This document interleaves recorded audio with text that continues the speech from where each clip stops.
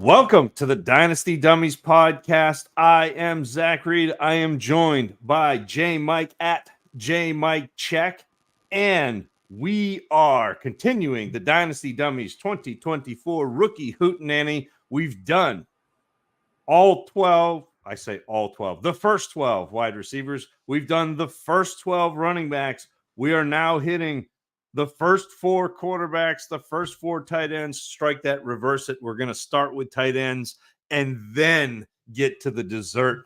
But we're here. I'm excited to talk. This is a fantastic class, specifically because of this group of players that we're going to talk about tonight. JMic, how you doing? I'm glad to see you. It's good to be here. Good to be with you, brother. Tech issues ideally behind us. Knock on all of the wood that we can, but just grateful to be able to kick it and continue our journey through this 2024 draft class. In this week, we are introduced to 4 tight ends, 4 quarterbacks.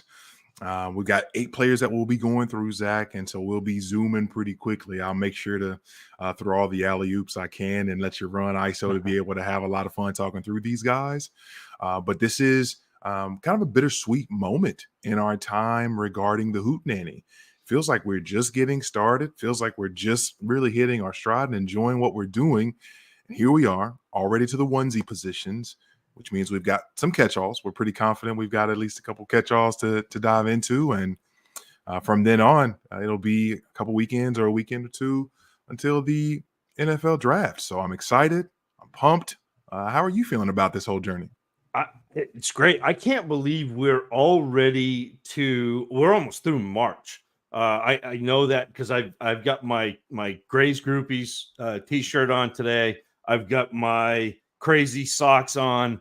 We're representing World Down Syndrome Day. I saw today that Fantasy Cares made a donation to the Down Syndrome Foundation of Louisville. And so that's fantastic. And I wanted to bring that a little bit to light because I think oftentimes we miss things like this. And so Grayson McDowell, my friend, my former student, Adam Libby, Chef Adam Libby. I don't know if you follow him on Twitter, follow him on Instagram, follow him. He's got 2.6 million followers on TikTok. Unreal. Like, he doesn't need my help. Like, I'm not pointing you to him for him. Like, I'm helping you out. He does a whole bunch of short videos where he's making some amazing food, and he, like I said, was a student of mine back 25 years ago, 30 years ago. And it was funny, he had this amazing knack for knowing when I was having a rough day, and he would invariably come up to me and say, "What's good, Mr. Reed?" And he wasn't just asking off the cuff, like, "What's good?" It was, Adam wanted an answer. He wanted to know what was good.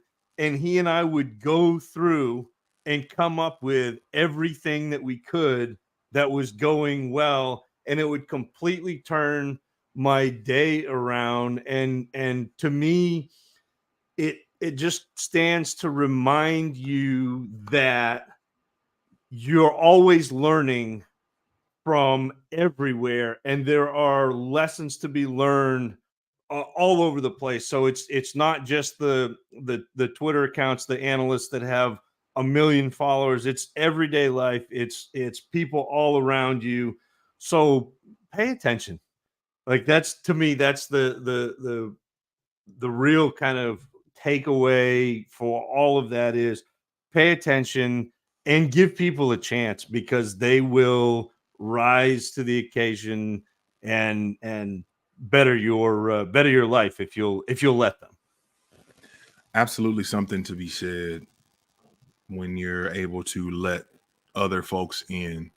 And I think that so often, Zach, we are scared to death to let someone come in and shatter our little view of life, our little view of our little world, and how how tidy and neat and nice we want to show off that we have it. So when we're allowed, or when we allow ourselves to let others impact us, to be vulnerable, to show up and listen, just be, we get the opportunity to truly not just be a blessing to others, but to be blessed. I'm fully in on that. That's a great call. Thank you for sharing that.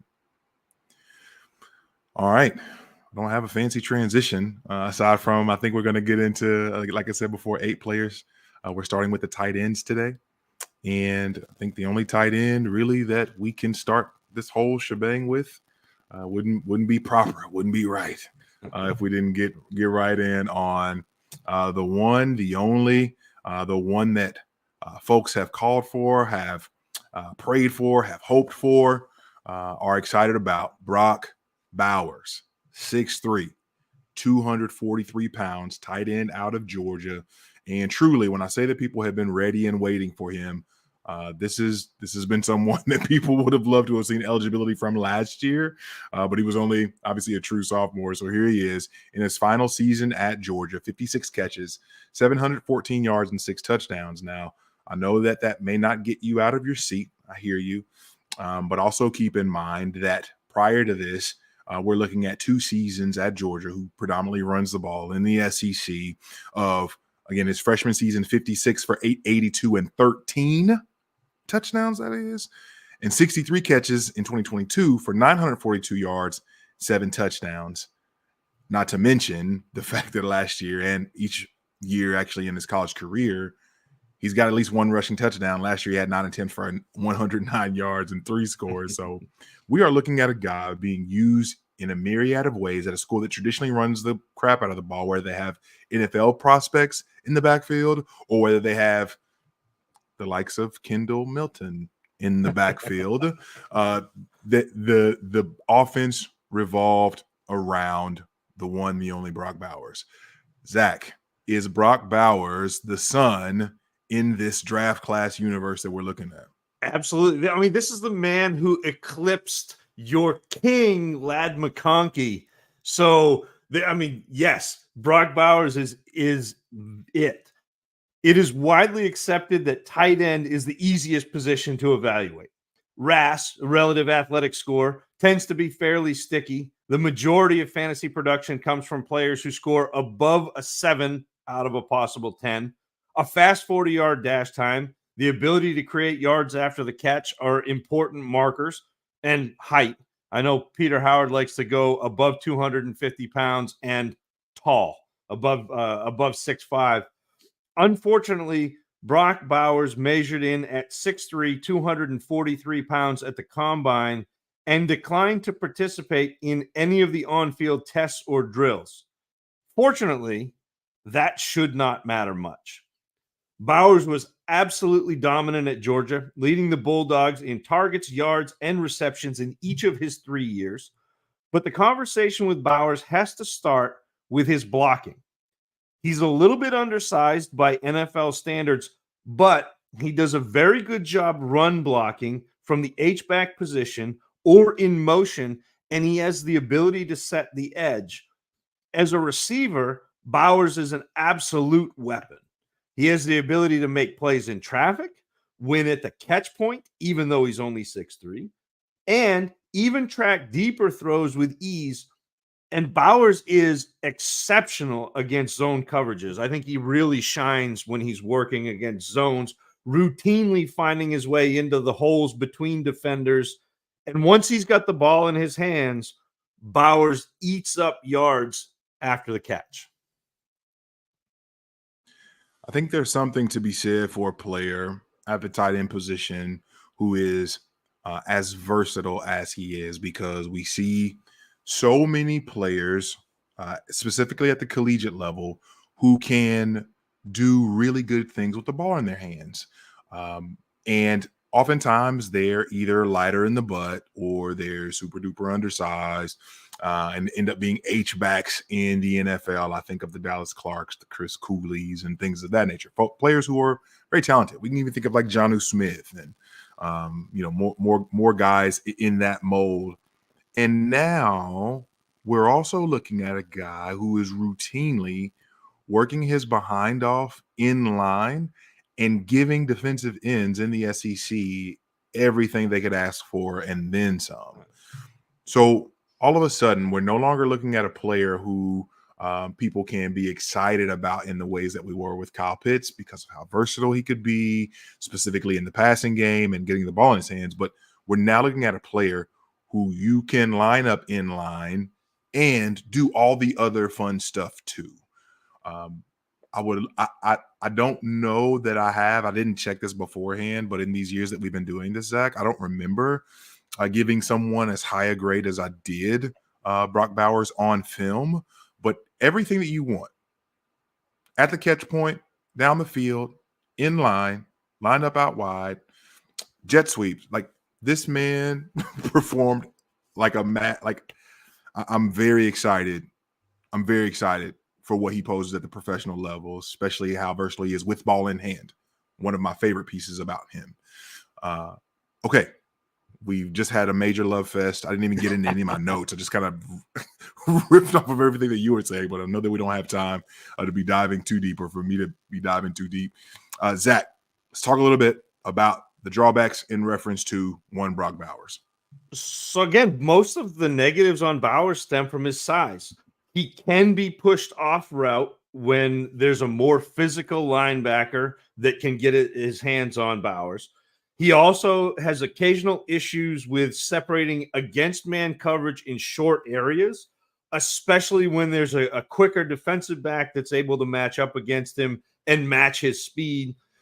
And even though Bowers is a good run blocker, I think he does have a tendency to release his initial block just a beat or two too early, but it's to try to get to a second level block. So he's trying to do more, and sometimes he lets that block go, and his defender ends up free to make a play on the running back.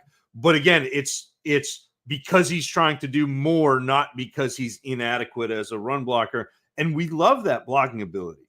I mean, to be able to be on the field in red zone situations where a coach can use him as a blocker or chip and get out. I mean, those are all great things. I think the numbers, once Brock Bowers ends up, he's not even going to do his pro day, it sounds like. But if he does his pro day on April 10th, everything should be in his favor. The film surely is in his favor, with the exception of mild concerns about physicality. He probably enters the fantasy ranks inside the top 6 tight ends, and he should absolutely stay there. Like I see him as being, I mean, you can never say a guy's a lock because there are so many variables and so many things that can go wrong. But man, he is, and I can tell you this, he is the top tight end that I have graded since 2017. Yeah, I don't know how he would come into this draft class, or come into the NFL and not be top 5 tight end out the gate. Specifically in Dynasty, game that we're talking about, the game that we play. I mean, literally, just off the top of my head, we are thinking through the likes of, if you want to continue to have Kelsey as a king, I'm not mad at you. Go for it. Sam Laporta. I think we're still really hopeful for the likes of Mark Andrews. People are going to continue. We'll see about the TJ Hawkinson piece, but who am I missing that you wouldn't put him in front of? Yeah, I mean, you're at the Kittle Pitts range, and yeah. I don't forget about Pitts. I'm sorry, John Bosch. I know you're not listening to this, but if you were, didn't mean to forget about your boy. But yeah, it is. It's fascinating. It's really fascinating. All right, on to the next one. We can't talk Brock Bowers all day. Other players also need their shine. Other players being Jatavian Sanders out of Texas, the third banana, if you will, in a team that made the college football playoff, did a lot of really positive things. Jatavian Sanders measures in 6'4", 245 pounds at the NFL Combine. He was one that ran a 4.69 40. Don't hate that. Don't hate that at all. When we continue forward looking at his actual statistics, I find it really fascinating because as a freshman, didn't log any statistics when it comes to actually catching the ball. However, 54 catches last year in 2022 for 613 yards and 5 touchdowns. And this season, obviously sharing the air raid responsibilities with the likes of Xavier Worthy and Adonai Mitchell, we see 45 catches, 682 yards, and 2 touchdowns. A lot of folks are pretty excited about the athlete that Ja'Tavion Sanders is and what he could prove to be at the next level. Zach, let's go down to Austin. There are currently only 49 Gutenberg Bibles that still exist in the world today. Printed in the 1450s, one of those surviving copies resides at the University of Texas campus in Austin. That's impressive. But maybe even more impressive and rare is that the Texas Longhorns were home to a potentially fantasy relevant tight end in Ja'Tavion Sanders. Sanders consistently attacks the ball at the catch point, regularly hauling in balls away from his body, protecting the catch from defenders. He tracks the ball really well and will make the adjustments en route to put himself in a position to make the grab even on bad balls. And once he's got the ball, Sanders is an absolute problem.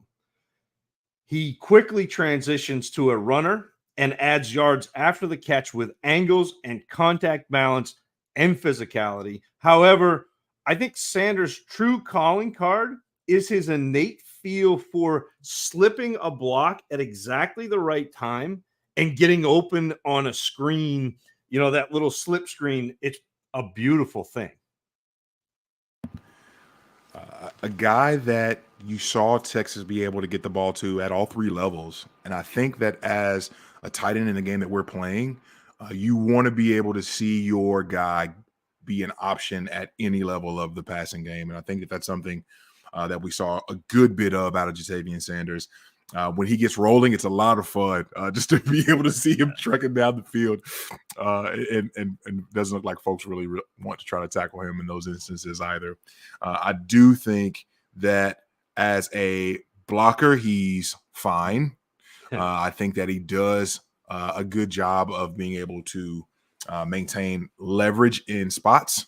But I don't know that that's something that's super consistent about him. With that said, let's transition into areas of opportunity for one Ja'Tavion Sanders. Yeah, so although Sanders posted back-to-back 600-yard seasons, he's far more effective against zones than he is against man coverage. And I think this is due in part to the fact that he is not particularly sudden as an athlete. So you talked about him getting rolling once he's got the ball. I think in route especially, he's not necessarily quick. He got a little bit better the further on, you watching his film. So this past year, I think he was looked a little more athletic, but still not a sudden athlete. And I don't think Sanders possesses elite speed either that is needed to run away from defenders. While he's much better with the ball in hand, Sanders struggles with ball control and fumbling issues when he tries to tack on those extra yards after the catch. He gets a little bit careless, gets the ball out in one hand, trying to stiff arm, trying to make plays. It seems unfair for Ja'Tavion Sanders to come out in a class featuring Brock Bowers. Against that backdrop, Sanders seems fairly pedestrian. But I think within the overall context of the tight end landscape, Sanders actually feels like he fits in just fine. I don't think he's a top end producer, but he could find his way into being a reliable fantasy option with weekly touchdown potential and some yards after the catch to kind of bolster that floor. I think that's the hope, right? That he's able to, even if he's getting limited targets, that he's able to turn that into more. And his ability in terms of wiggle, it's not anything, and I definitely don't want to compare anybody to Brock Bowers for that matter, but just there's a stark difference between a guy who can get moving and get going and a guy who is making the absolute most of making people kind of look silly sometimes in space. I find Sanders intriguing because, Zach, when we think about the landscape of this draft class, and one of the things that I need to do at some point is figure out before the draft comes where I would put all of these players in together.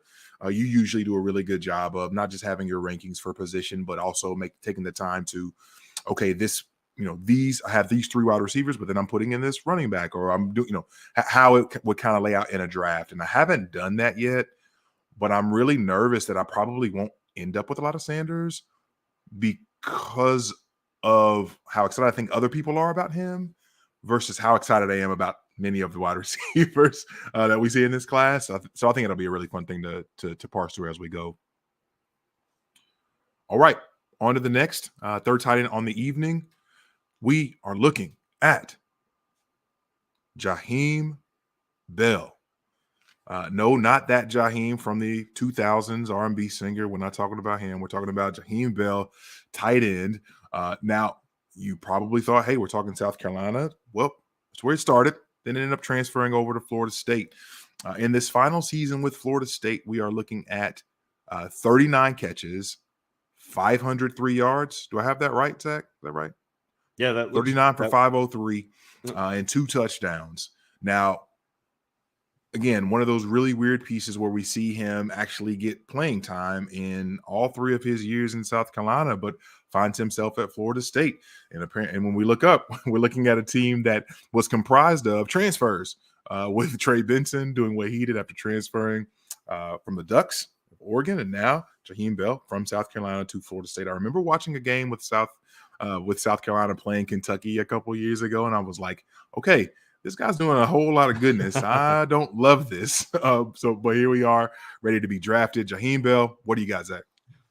I despise comps. I hate them with every fiber of my being. I think that they are either lazy analysis or they're good, but they get run out to the nth degree by people expecting a completely mimeographed career. Jaheim Bell is a Swiss Army knife. He played linebacker in high school. He moved to tight end his first 2 years at South Carolina, filled in as a hybrid running back as a junior, and then moved back to tight end after transferring to Florida State. It's hard to imagine a more versatile tight end without invoking Charles Clay. And that's all I could think of when I was watching Jaheim Bell. It's not only positional versatility that makes Jaheim Bell stand out, though, but also his ability to seamlessly transition between H-back, inline, or split out wide without missing a beat. And when utilized as an inline blocker, I think Bell does a really good job pass blocking, but also decoying a pass block and slipping out into the open space after chipping a defender.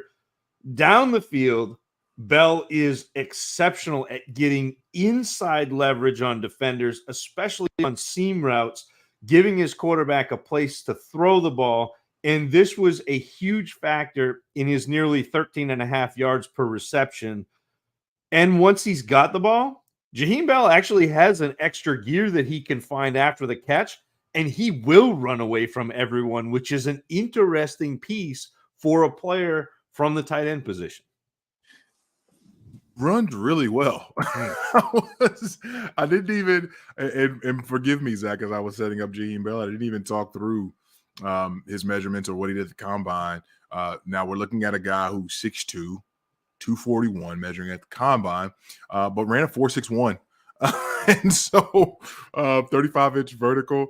We're looking at a guy who has plenty of explosion to be able to make it happen, even at the next level. And I really, really enjoy what he's able to do after the catch, from a standpoint of being able to take the ball, transition a runner, and really make the most of yardage, not necessarily by making any and everybody miss, but specifically with the intent of I'm going to get upfield and good things are going to happen because I'm fast and dynamic in that sense. I do think that he does a really good job, specifically in traffic, and it's the grounded traffic that I'm talking about.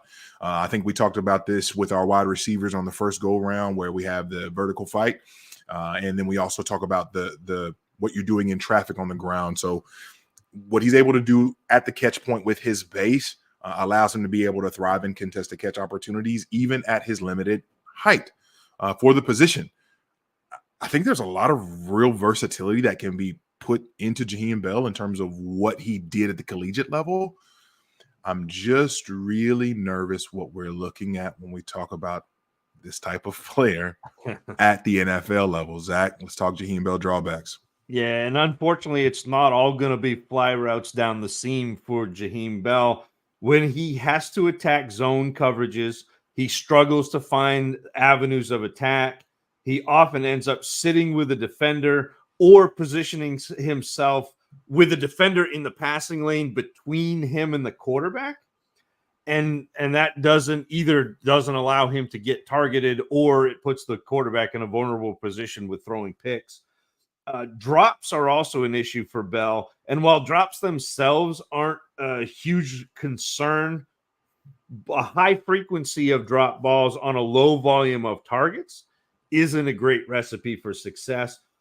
And I think, and JMic, this is kind of like the concern you voiced, even Bell's versatility may actually put him in jeopardy of being a man without a true position. So much of what Bell did was really impressive. He had flashes of efficiency, flashes of effectiveness on deep ball, speed, post catch, and successfully playing on all facets of the tight end position. But his ability to move around formations and even move positions may put him at a disadvantage scoring fantasy points. He feels like a really good NFL player to have on your NFL team, but I don't think that necessarily makes him a high scoring one for your fantasy team. That's the scary thing, right? And so much of what we talk through, to clarify again for everyone, is film grades. One of the things that we don't always incorporate or talk through, Zach, you tend to do a really good job of this, but I don't always talk through, okay, this is what I have as their film grade, but what does it look like for this player to actually thrive at the next level? Because that matters so much for the game that we play. We don't have the entire picture, obviously, with the draft, but I look at his height, and I get really nervous because, Zach, I've got the tweet. I need to update it, just like you talk about we talk about the Zach Reed rule. I need to make sure that I go back in and I do my research regarding essentially what I would be calling the Brevin Jordan rule. And when I think through players who are measure below 6'4" and lower and give you a top 5 tight end fantasy season, the list is not long. Like, it is not long. I'll try to be able to bring it up at some point just to be able to share it as we go into the last player. But for as fun as he is long speed wise, I don't know that he has a lot of dynamism when it comes to shift or wiggle. Nor do I think that he's doing anything in line from a blocking standpoint that would put him in a position to thrive in that space. I think there's a good bit of stiffness, and he's also, I think, someone that I would categorize as a drifter. I know I talked about that with Adonai Mitchell, not necessarily coming back to the quarterback. And I think that there are a lot of things, small things that he does that does not help be a friend of the quarterback. And if you're not going to do a lot of those things and you don't have the other measurables, it's not looking great, I don't think. Yeah, pour one out for Irv Smith too. Please, yes. Our good friend Irv. He was just being blocked by all those NFL wide receivers. I'm sorry. I found the tweet. I want to get it out here. March 7th, 2021. And this was since 2012. Here's a group of tight ends listed below 6'4" with a top 5 position finish PPR. This was weeks 1 through 16. Vernon Davis in 2013. Absolute freak, right? Vernon Davis. Delanie Walker, actually 2015 through 2017. Jordan Reed in 2015. Evan Ingram, rookie year 2017. That's it. That's it. Since 2012, that was it. Now, again, I need to update the last few years just to see, did somebody sneak in who was under 6'4"? Maybe they did, but you have to be really special, like really special, if you're not going to be that tall. And I know the game's changing, so it is what it is, but you got to be special. We think Brock Bowers is. Low-key, it's a Brock Bowers tweet. It's a Brock Bowers tweet. All right. Last tight end of the evening. Then we'll venture into quarterbacks. Please don't tell my friends what I'm about to say because I'm about to show love to an Ohio State Buckeye. Don't share this with anyone. Don't put this out there. This is between just you as a listener, Zach, and myself. We're talking Cade Stover, tight end out of Ohio State, 6'4", 247. And I've got some good things to say about Cade Stover, Zach. He ran a 4.65 at the combine, 34.5-inch vertical. Not the most explosive player in the world, but when we think through the team that was for the Buckeyes, you know that you're looking at a guy who's likely fourth, fifth option in the passing game, typically with all of the firepower that they tend to have. But he acquitted himself well over these last 2 years for the Buckeyes. In 2022, 36 catches for 406 yards and 5 scores. This past season in 2023, 41 catches, 576 yards, and 5 scores. Cade Stover, pretty good player, Zach. What do you got? Yeah, it's hard to stand out as a tight end when you go to the Ohio State, one of the schools on the short list for the title of wide receiver U, garnering targets when you have been on the field with at least 6 current or future NFL receivers. That's a tall order. The 6'4", 247-pound Stover did admirably. You mentioned this. He put up back-to-back 5 touchdown seasons, amassing 400 yards in 2022 and nearly 600 this past season. And for his part, Stover excels at quickly separating routes, routinely coming open on outs, slants, curls, crossers, where you have to make that quick change of direction and he can separate from a linebacker. He transitions really well from the catch point to a runner, especially for a tight end. It's very quick. And he uses that to tack on extra yards after the catch. As a run blocker, Stover not only makes the initial block, he is a player who stays on his block.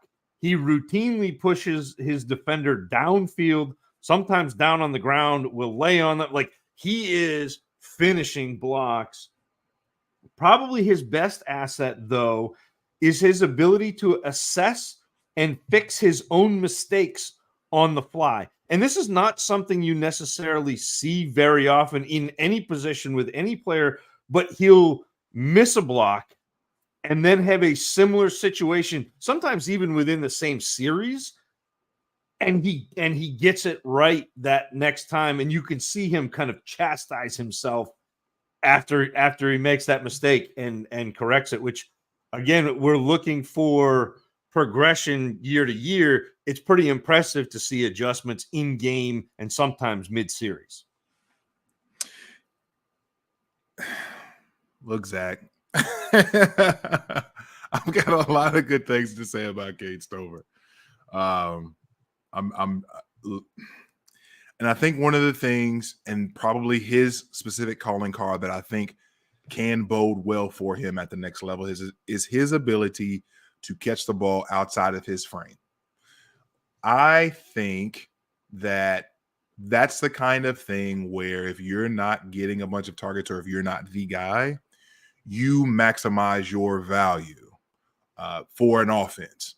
And so his ability to do that, along with the toughness that he provides on a down-to-down basis, when he's got the ball in hand, finishing runs, being a solid blocker like you've already highlighted, I think Cade Stover was underutilized at Ohio State, and obviously that almost feels blasphemous with as many amazing wide receivers as they have. But in this last season with Carson Beck, or excuse me, it was Kyle McCord, Kyle McCord, even with all of his misfires, Cade Stover was consistently a reliable option game in and game out. Kyle McCord, golly, why am I thinking so much about Kyle McCord? He transferred to Syracuse, whatever. He made life really hard for Marvin Harrison, by the way. I didn't highlight that during our wide receiver week. But Cade Stover is someone I'm excited about. And it's not in the standpoint of, again, drafting in front of a bunch of the wide receivers, but I'm going to really be keyed into what the NFL says about him, because he's someone that I think that I'm okay kind of scooching up just to be able to stash away for a while. As one of our friends in the space says, put him in the tight end garden. I see you, Aardvark. Put him in the tight end garden. Let him Let him cultivate. Let him ruminate. Let's figure it out. We've talked enough Cade Stover, Zach. Let's get to the drawbacks, and I'll hurry up and stop my love fest here for Cade. Well, although he is able to use his lateral quickness to his advantage in route, when Stover is forced to block in space, I think his reactions are a half beat slow. You see that especially when he's asked to block on screen plays, where if he's asked to block a quicker defender on the edge, he's not quite getting there to make that block. That ends up with plays getting blown up. When Stover is covered by a physical linebacker that he can't separate from quickly, he tends to get locked up, and then he's content to simply push himself out of the play with that linebacker. Like, you'll see him sometimes just, get contact, and he's like, well, I'm going to give you contact back, and he keeps going. He also will sit with defenders playing zone coverage instead of finding an open area to create an easier throw for his quarterback. And again, part of that is just he loves contact. He likes to hit people. He's a farm boy, and it's just what he does. The middle class of tight end for fantasy is very broad now, but not very deep. So there are a lot of players there, but they're not giving you a lot of production. I think Cade Stover has potential to fit firmly in that middle tier group, startable week to week with potential for touchdown, but it feels really unlikely that he becomes more than that for your fantasy team. But again, like a nice player, if you punt tight ends, if you don't bully tight end, Stover may be a nice back end piece that you can get for cheap and start.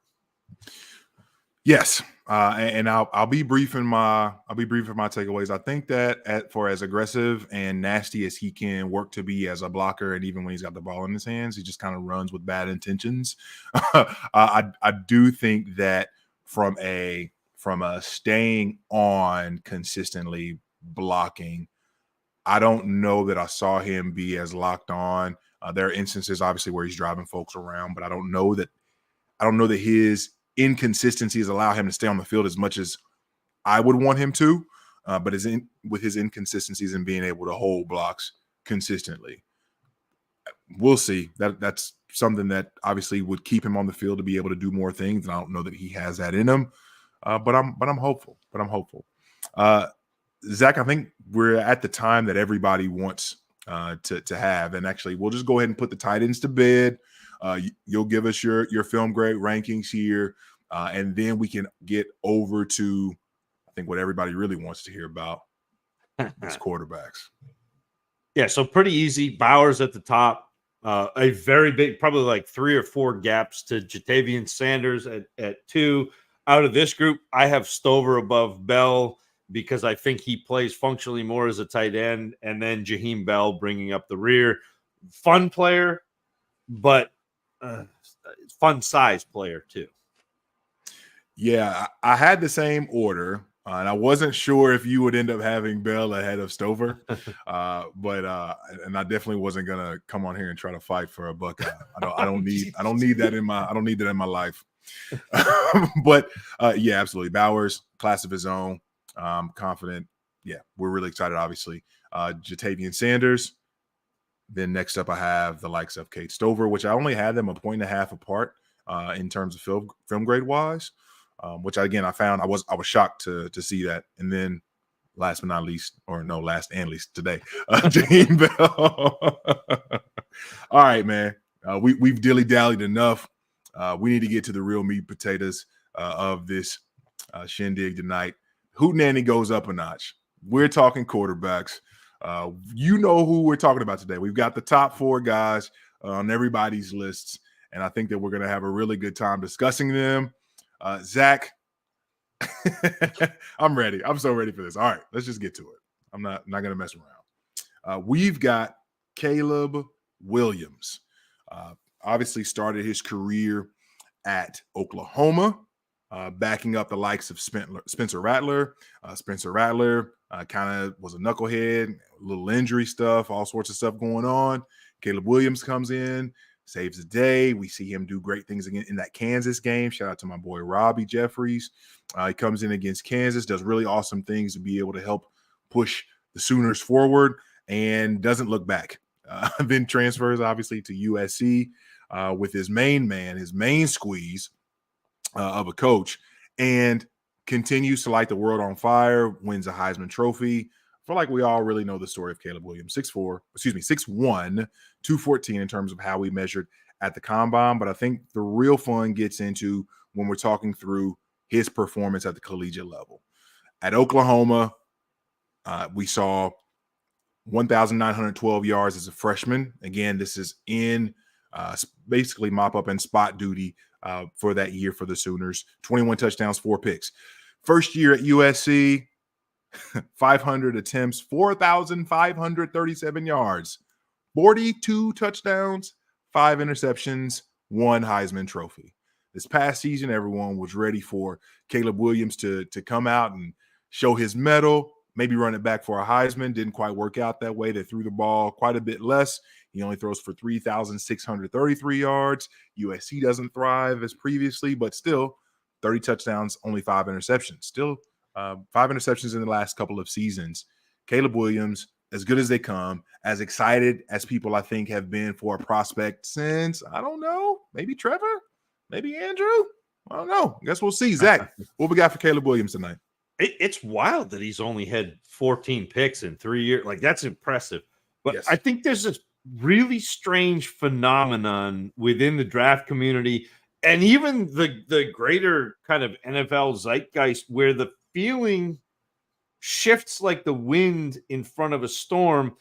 If a player has been good for long enough, people start to look for ways to tear them down, to push out the old, to raise up a newer, fresher, often inferior player, whether it's boredom, a slight dip in his 2023 production, the fact that he paints his fingernails, or his unwillingness to play the draft game by the old rules.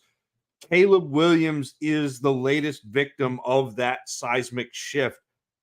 Caleb Williams is good, like full stop. He is mobile, he is accurate, intelligent, and flat out talented. One of the most notable pieces of his game is his ability to get the ball out quickly, but without hurrying. He is decisive without rushing his throws. Williams can account for the interior pressure with his own mobility, either moving the pocket and resetting his feet, or by making plays off platform on the move. I think he has excellent touch at all levels of the field, and so often Caleb Williams puts the ball in places where only his receiver has a chance to make a play. Over and over again. I think that we're looking at a player when we're talking about Caleb Williams, absolute star of the show. And I'll be brief. When we think through playmakers, and I know that Cam Newton kind of got a lot of pub of late for his comments in reference to Brock Purdy and some other guys in the NFL. And really what Cam was saying wasn't hate, but he was just talking through the difference between game managers and playmakers. And I do think that when we look at Caleb Williams, not just the fact that he's a playmaker, but like he is looking for big wins often. Mm-hmm. And if the big play is there to be made, he will hunt for it.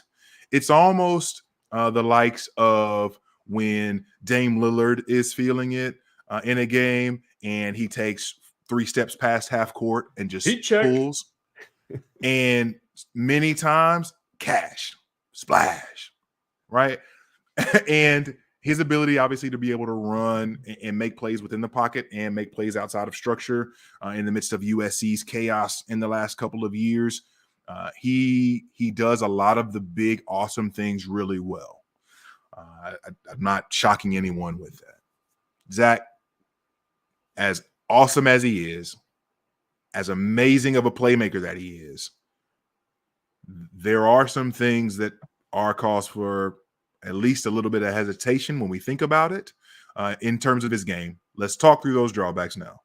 Yeah, so the landscape of quarterback has changed fairly dramatically over the past 10 years, with mobility becoming paramount to NFL success.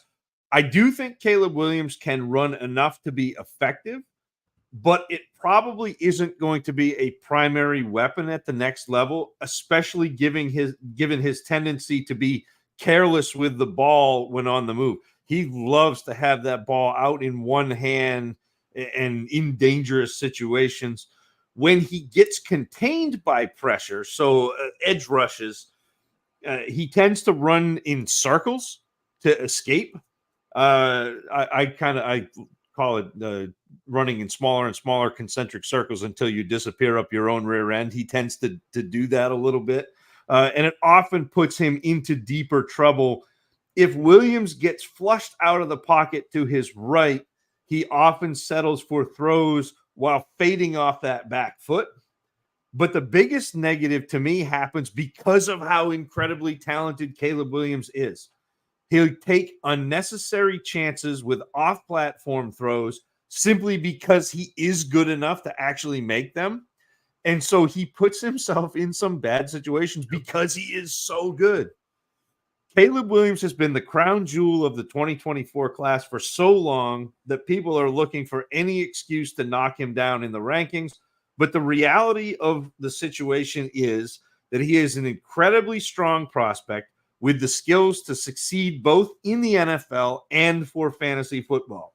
There's no such thing as a surefire hit in this game, but don't let boredom take you too far from Caleb Williams. Man, that is incredibly well said, Zach.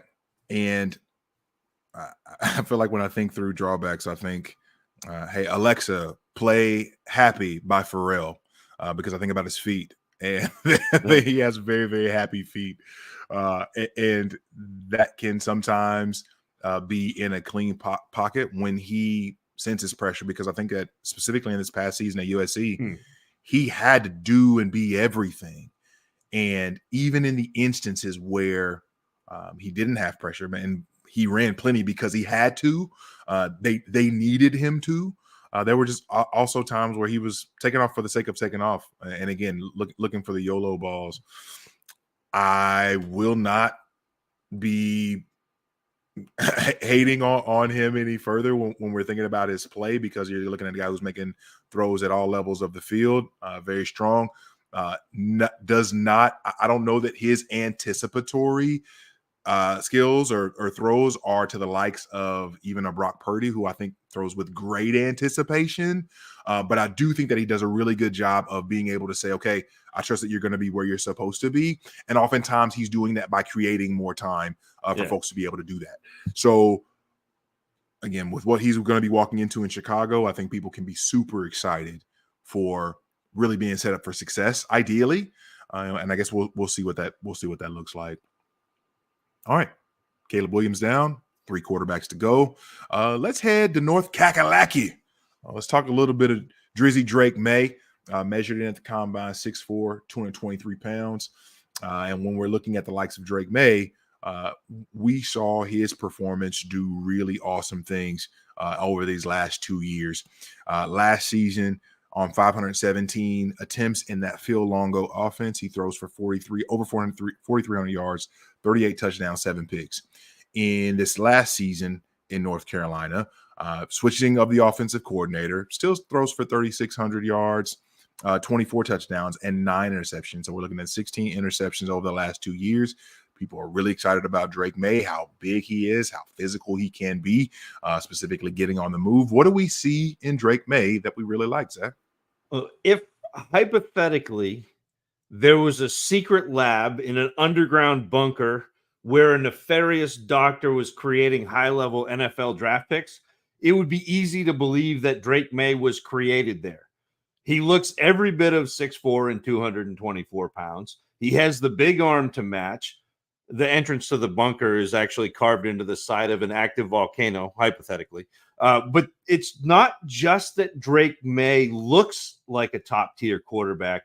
He plays like one, too. He has an absolute howitzer for an arm and the ability to put the ball on his receivers at all levels of the field.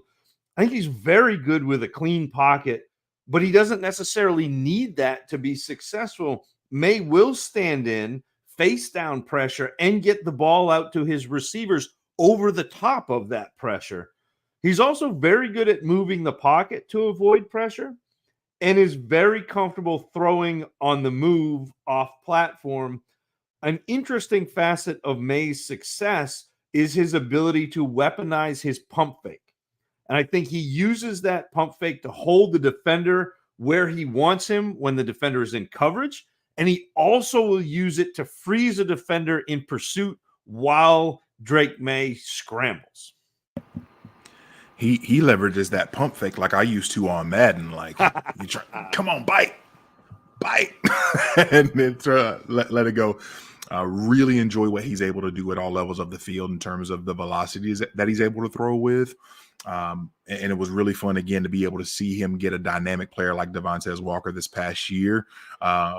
While Devontae was often running wind sprints out there at times. Again, those times where they were able to connect specifically deep on posts, goes, things of that nature. I really like what he's able to do specifically in the deeper portions of the field when he's pushing the ball. And probably him more so than anyone else in the class. And I think there's another guy that we'll talk about that maybe rivals him. I don't know that there's anyone that stands in the pocket and stares down pressure and is willing to just let it fly and get walloped or have people be blocked into him. He's waiting often till he can no longer wait to be able to let the ball go. And sometimes that gets him in trouble. And I think we'll talk a little bit more about that. But he is someone who is willing to hang in the pocket for all it's worth and allow his playmakers to make plays.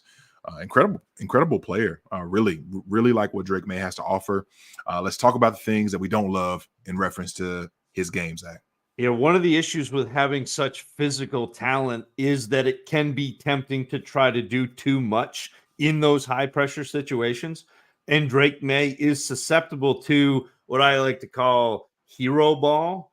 When things are going poorly, he tends to press and the mistakes compound. So he tries to do too much and then he tries to make up for doing too much and continues to kind of snowball those mistakes. During those stretches, Maye often makes throws into tight windows or holds the ball too long, trying to make that big play down the field, resulting in him taking those big hits or sacks. When he scrambles, I think he runs a little bit out over his feet. So he doesn't slide very often. He ends up diving at the end of carries, and he takes some unnecessary hits that way. Maye is often a reactor rather than a reader, I think, as well. He prefers to see something happen rather than assessing it will happen. Yes. Frankenstein was the doctor, but Drake Maye could be a monster at the next level. He's a little raw as a decision maker, but his combination of accuracy, athleticism, mobility, and that arm strength makes him an appealing prospect for the NFL. And when he gets draft capital at the end of April, Maye will have everything he needs to grow into a top 12 fantasy producer. Like right now, you're kind of looking at a combination of like Josh Allen and Drew Lock, at the same time, which is not great. It depends on which way he grows. We need some sunlight and some water here. And I'm so glad that you mentioned that last part specifically, Zach, because he is definitely one that it will just be really difficult to see him thriving right out the gate. Yeah. Because of the things, because of the deficiencies that he has. Not that you can't be hopeful for him, but if we look at kind of what Phil Longo was asking him to do last year when they had the speed of the offense and they want to be able to get a lot of plays, they want to be able to push tempo and things of that nature. He was able to just kind of let it fly consistently. And this year, I feel like that was reined in a little bit. But when we think about his, and as I said before, holding onto the ball and oftentimes too long, there's just erratic throws in those senses specifically.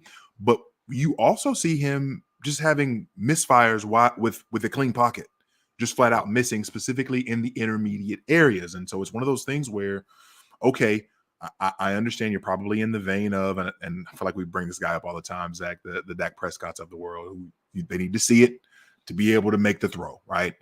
And who Dak is now versus who he was. I'm not gonna get into all that, but I think Drake has so many areas specifically where we think through, okay, I've got to see it to be able to make the throw, but then also I'm missing the wide open easy throws, and I'm making a lot of the difficult ones downfield, and then I look like the James Harden meme when I'm running and look like I'm falling over at the end of my runs because I'm lacking balance in times.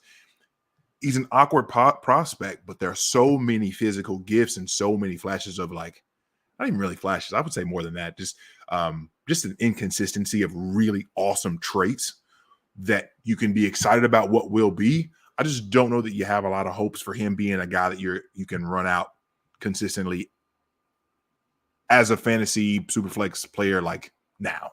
Yeah. No matter where he goes. Washington, New England, or not otherwise. New England. Hey, I'm just saying, they up there. Okay. That's enough on Drake Maye. 2 players left, and we're getting to some players who have a good amount of hardware. Jayden Daniels is next. We're heading down to the Bayou. He didn't get measured at the Combine. I don't think that he got measured at LSU's Pro Day, or if they've had that, I haven't been able to track that down. So somewhere probably 6'4" and soaking wet, one something, maybe. I don't know. But what Jayden Daniels lacks in his physical stature, he more than makes up for with his actual game. Started out with Herm Edwards down there at Arizona State, and as a freshman, while he got a lot of playing time, again, 338 attempts as a freshman, 2,900 yards, 17 touchdowns, 2 interceptions, people were really excited and thought, okay, we're looking at a guy who's going to be pretty good player for years to come. The next couple of seasons, just not what you would have hoped for in Arizona for the Sun Devils. So then he transfers to LSU when Brian Kelly's there, and Brian Kelly polishes off an incredible diamond of a player that is Jayden Daniels. In 2022, we're looking at 388 attempts, 2,900 yards on 68% completion percentage, 17 touchdowns, 3 interceptions. Like, okay, that's getting back to what we hoped for. Fast forward, 2023, and his Heisman winning season, 327 attempts, 3,812 yards. That's 72% completion percentage, Zach. Yeah. 40 passing touchdowns, 4 interceptions. I'm sorry, what? And to boot, again, in these last 2 seasons at LSU, you're looking at a guy who ran for over 1,900 yards on the ground. This past season, 1,100 yards on the ground, 10 touchdowns. Zach, Jayden Daniels is producing fantasy goodness. What do we got here? Up, up, down, down, left, right, BA, start. The original Konami code was put into the Nintendo game Gradius by developer Kazuhisa Hashimoto, whose game was so difficult to complete that he himself had to leave a cheat code to completely power up his ship to finish the game. And he simply forgot to remove that cheat code before the game's release and unwittingly gave us, via Rich Rebar, the most brilliant description of rushing upside in fantasy football history. Enter Jayden Daniels, the next Konami code quarterback. And we can't start the conversation about Daniels without acknowledging his ability to run the ball. He's probably the best rushing quarterback since 2018. And Daniels is absolutely deadly when runs are designed and well blocked, to the tune of 1,100 yards in 2023. But Jayden Daniels can beat teams with his arms, as well as his legs. When he has a clean pocket, the ball comes out quickly and with enough accuracy to allow his receivers to add yards after the catch. Daniels will vary his velocity depending on the situation, but he absolutely has enough of a fastball to make tight window throws and deep shots. And maybe the most impressive part of Daniels' passing ability comes not downfield, but on checkdowns and screens where he does have exceptional accuracy. Every now and then he slips a fastball in there, but man, he puts it on those checkdowns and screens. Layerer of throws. That was the piece that I have highlighted most in my notes, Zach. A layerer at all levels, moonballs, intermediate, short. He's able to put the ball in the places for his playmakers to do great things with. When he decides to let it fly, it really is an awesome thing to see because he's got a quick release. Doesn't have, I think, what you'd call like a power arm per se. Like I think sometimes Drake really drives the ball. Jayden Daniels, while he can throw hard in instances, I don't know that he's oh man, like driving the ball to various areas of the field. But I do think that he does a good job of laying the throws at all levels. And my favorite thing about Jayden Daniels, aside from the fact that he's got amazing awareness as a let me rephrase that. Everywhere but the end. Yes. So besides the fact that he is amazing when it comes to being a ball carrier and maximizing that to its almost fullest at many times from a understanding what's happening standpoint up until the very end.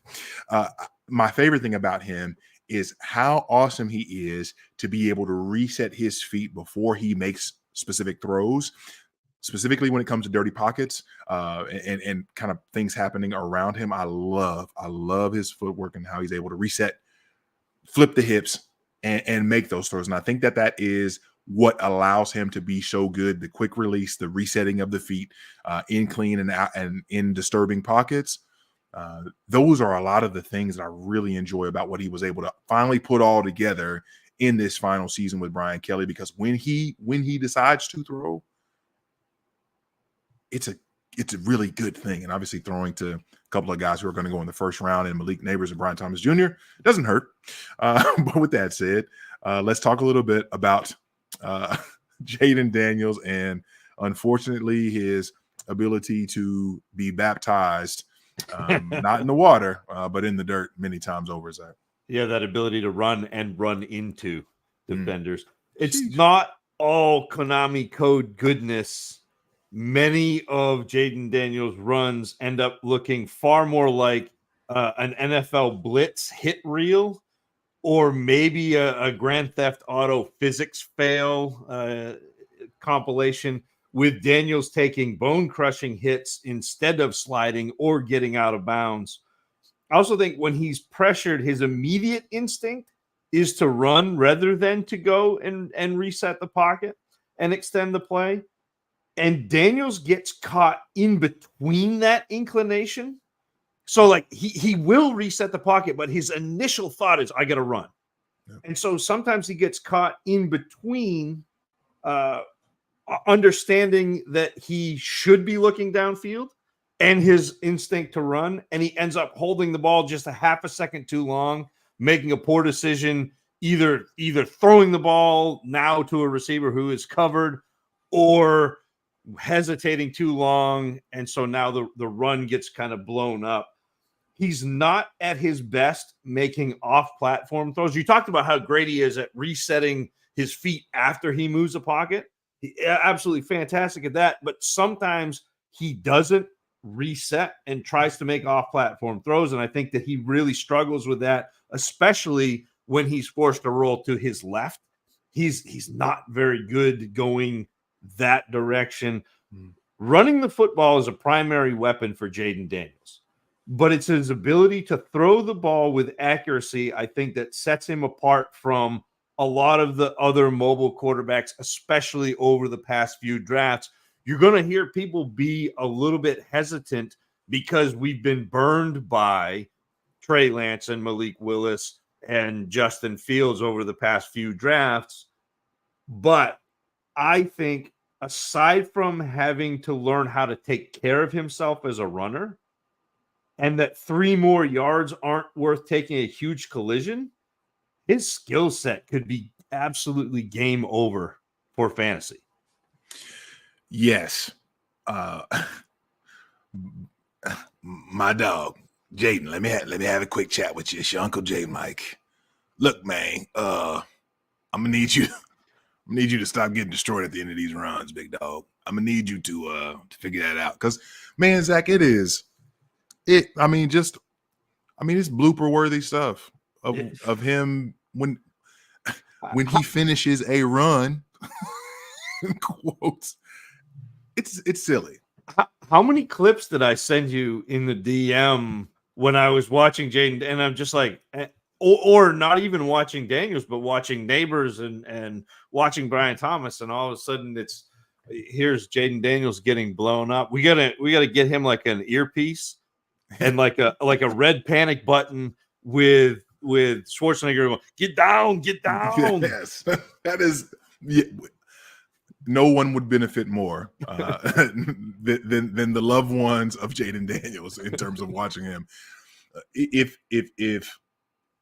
he's able to have with his frame, if he's able to start to really understand and master the mechanics of not getting destroyed at the NFL level when he takes off to run, because people will bring up Lamar Jackson, which I don't love when people bring up Lamar Jackson, because Lamar is so different he's such a different threat, and I don't think that it's fair to Jayden.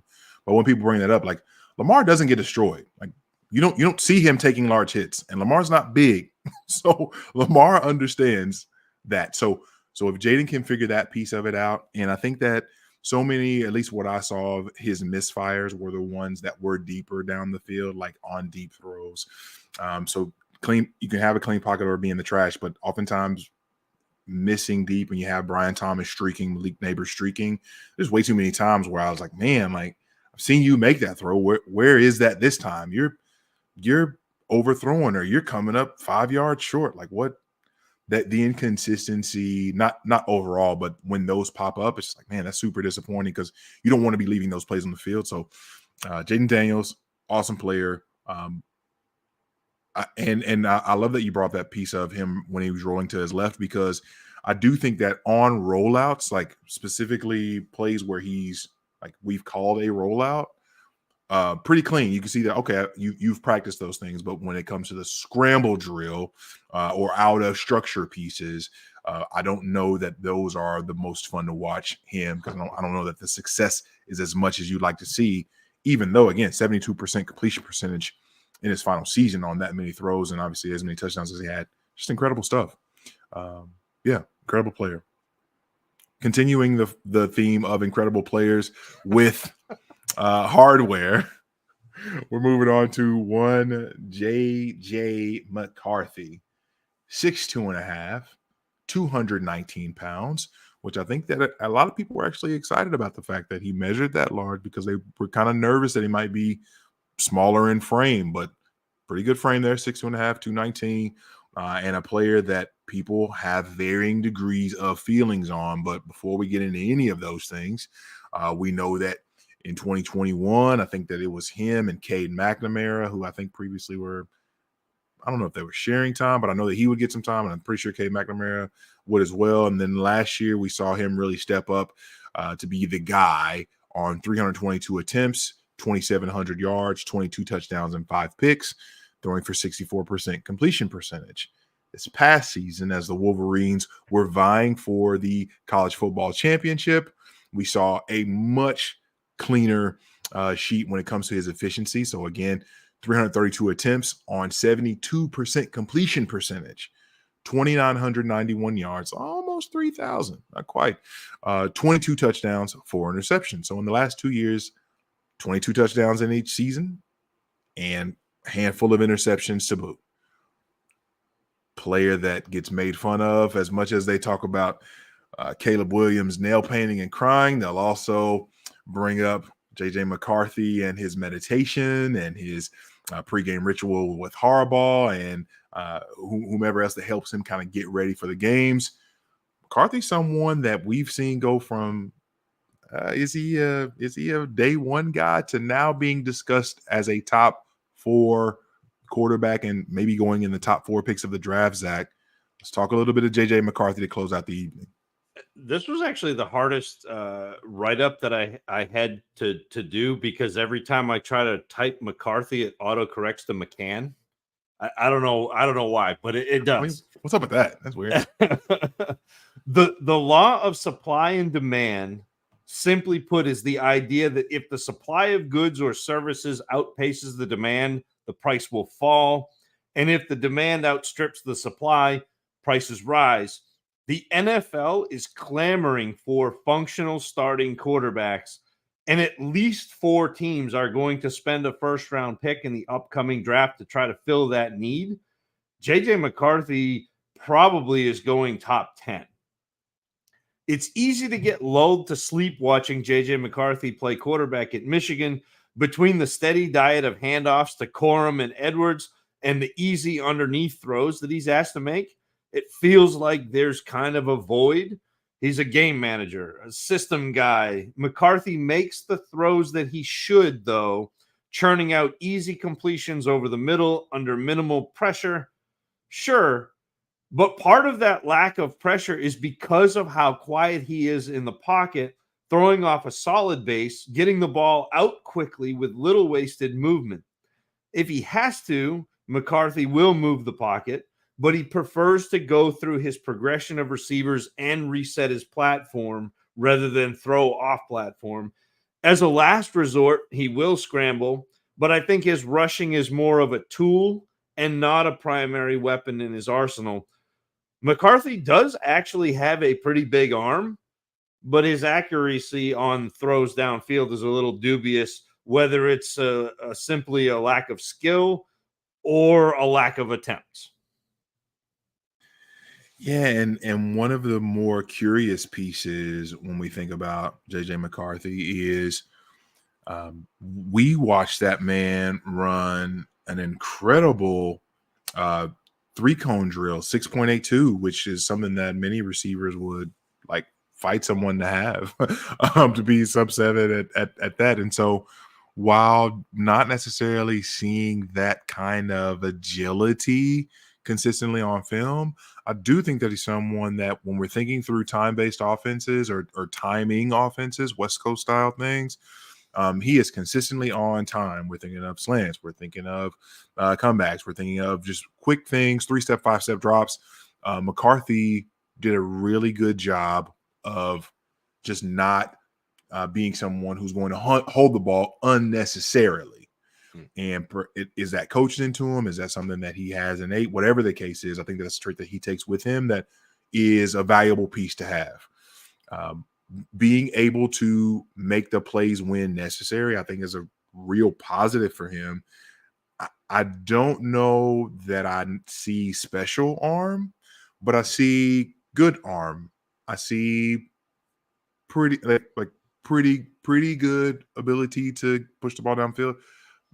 Not special, not great. Pretty good ability to layer throws at multiple levels, specifically short and intermediate. But someone who was able to consistently this past season be really smooth when scrambling and not feeling like it was a frenetic thing. Because sometimes I think, even when we think about like Caleb Williams, like sometimes it just felt like a frenzy. Like I was like, I gotta go do something, I gotta make something happen. I don't know that McCarthy was ever really sped up in that sense. Part of that's obviously the Michigan offensive line, and part of that I think is him being able to stay calm when the heat was rising around him. As we close the night, Zach, let's talk JJ McCarthy in terms of, hey, people thinking about taking him in the top 10. Are we really sure? We sure? As good as McCarthy is at making those quick throws over the middle, the timing throws, he struggles with throws to the boundaries, often overthrowing wide open receivers on out routes. He also is susceptible to rushing the ball on screens, like design screens, when he gets pressure. So he tries to get the ball out too quick. He delivers the ball a half beat behind his intended target. And so it's one of those, you talk about him having cool under pressure. That particular situation, and it happened repeatedly, where he was getting pressure on a design screen and he knows that it's going to be there and he just is a half beat off. Although Michigan's offensive line was the top ranked in the country, McCarthy had a significant amount of balls batted down at the line of scrimmage. So he's standing in the pocket, but still not necessarily reading the arms and the traffic up at the level where the ball is being thrown. And when pressure does get through to McCarthy, I think his arm talent actually gets him into trouble sometimes. And I've seen this a few times on Twitter where people will post clips of McCarthy making a throw all the way across the field from like one hash all the way to the other sideline as a positive. I think because he has the velocity to make cross-field throws, McCarthy fires them off at inopportune times and into traffic. So, like, for the two clips that you see as highlights on Twitter, there are like 5 or 6 or 7 where he throws the ball into trouble across field. At the end of the college football season, few NFL talking heads or draft experts had a first-round grade on McCarthy. Flash forward a few months later, and he's routinely being mocked in the top half of the first round, and it reeks of undersupply and desperation on the part of the NFL. He can probably be a middle-of-the-road NFL starter. I think he probably does enough to avoid losing games for his team. But both McCarthy's real-world upside and his fantasy prospect feels just a little bit limited to me. Yes. Yes. Yes, because, okay, I think that maybe there's more to be mined out of his ability to run the ball and the athlete that everyone says that he is, and obviously how quick, like I talked about, his 3-cone drill. I think that as well as he does when getting the ball out on time, I don't know that the accuracy is really something that is great. I think that there are plenty of times, specifically intermediate, like there are times where you miss, and you highlighted obviously when we're thinking through the out routes there, even within 10-yard out routes. There are plenty of misfires that are as perplexing as some of the Drake Maye ones, with a less impressive arm. Yeah. And I don't know. And I also wanted to save this for when we talk through McCarthy, because my track record, I want to be clear, y'all. My track record when we're thinking through quarterbacks over the last few years has been suspect at best. I was a huge Justin Fields guy and still really excited for what ideally could be for him. And even when I think through Bryce Young this past year, like I thought and would often think like there's a certain level of player that just brings competency to the passing game and to a team's prospects. And I thought Bryce could push that up, and I thought Justin Fields could also be one that would push that up. And both of those are big swing and misses for me. And even I know I was excited about the likes of what Trey Lance could be. So, and again, huge swing and miss there too. So I say all that to say this. I've tried really hard to just watch as much as I can with as open mind as I can when it comes to players in general. But this is the thing that I think has really humbled me regarding the quarterback position.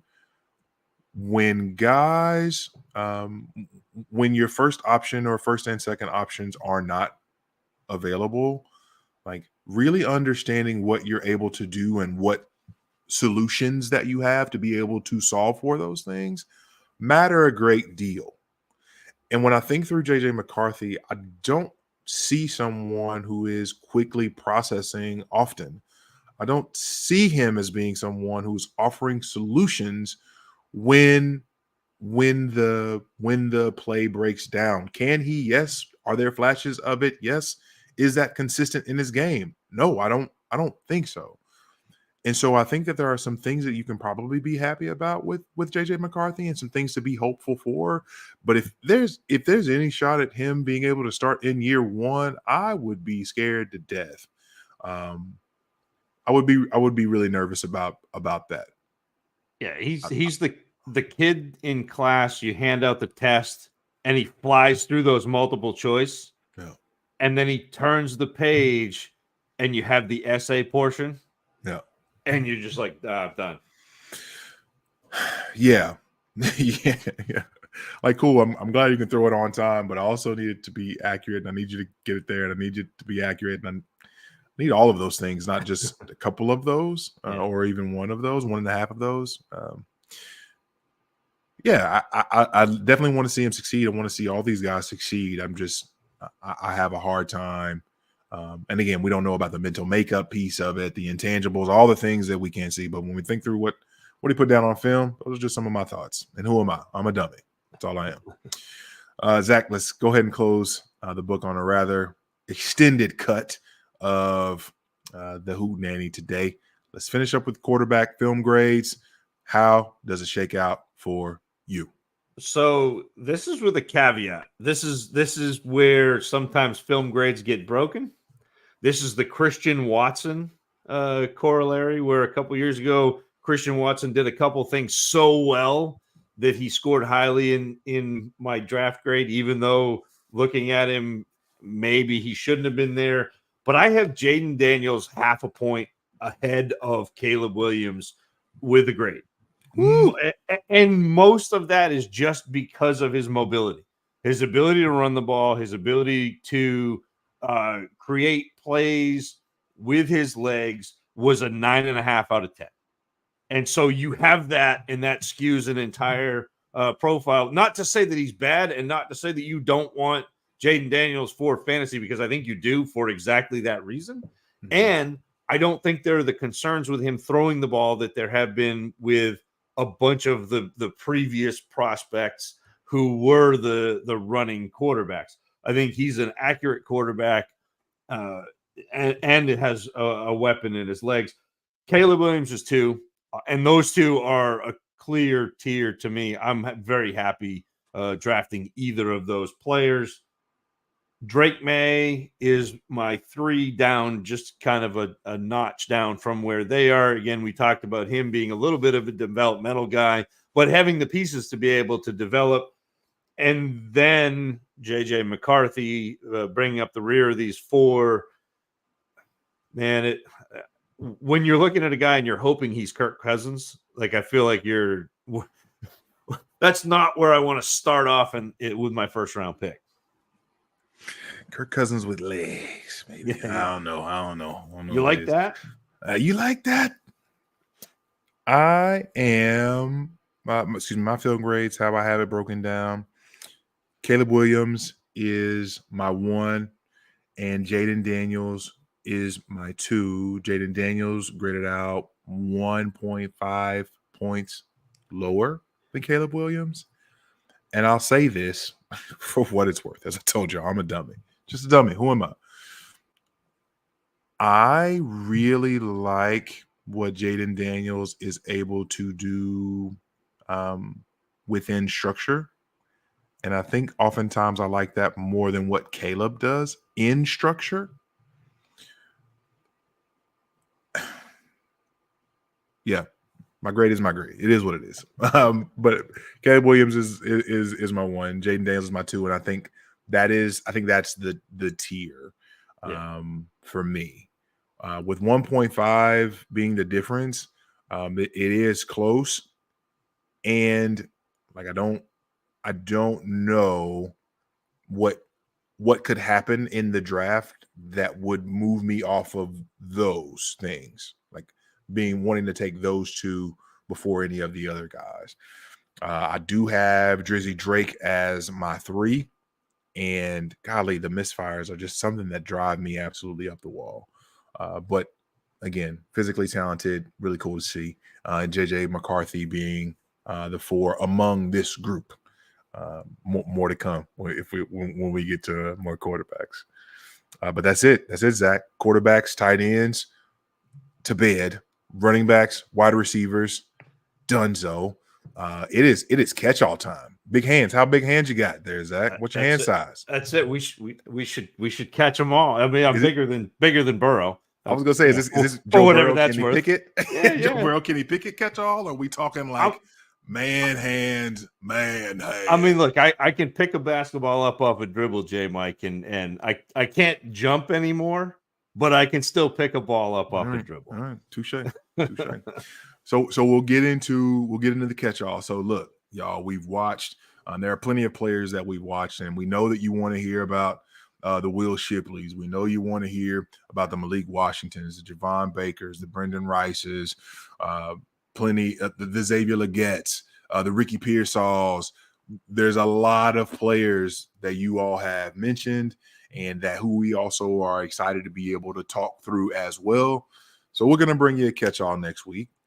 And who knows, maybe most likely we'll be looking at even a catch-all the week thereafter. But Zach, give the clarity as to what they can expect over the next couple weeks. Yeah, I think there is, at least for the next 2 weeks, there are going to be catch-alls. I will tweet out a list of the players we've talked about. So if you follow me on Twitter, be looking for that tweet. And we ask if you have players that you want us to take a peek at that we haven't talked about. We've talked. I mean, we've gone 24 for the 12 running backs, 12 wide receivers, and then another 8. So we're at 32 players that we have talked about. Man, I've got write-ups on maybe 42 or 3 already. So I know we're going to talk about a few more of those. If I have write-ups of players that we don't talk about, that's fine. It's the other way around that makes me nervous. So yeah, we're going to at least have the next probably 2 weeks catch-alls, and then we'll kind of regroup and see where we are from there. This class may warrant a third catch-all. I don't know. It depends on the interest from you in the chat and you in podcast listening land. But we'll be here for as long as you want us to be here and talking about as many of these guys as we can. We probably won't get to everybody in this class, but we will do you a solid. We'll do as much as we can until we get to a point where we got to talk about something else. We got to talk about the draft. We got to talk about the fantasy implications of all these players that we talked about. So this is I love the Hootenanny time of year. I love chopping it up with you. I love getting eyes on fresh players. I love getting our perspective out before I hear perspective from other people. I think that helps us kind of maintain that integrity. And it really is fun having the interaction. And yes, Malik Washington, Tim, we'll have Malik Washington on the docket at some point here in the near future for you. But we appreciate you all. Thank you for being here with us. JMic is at JMic Check. I am at Tacit Assassin 13. The show is at Dynasty Dummies on Twitter. We really appreciate you listening. Really appreciate you checking us out. This has been the Dynasty Dummies. Thanks for listening. And then there's a button in the top right.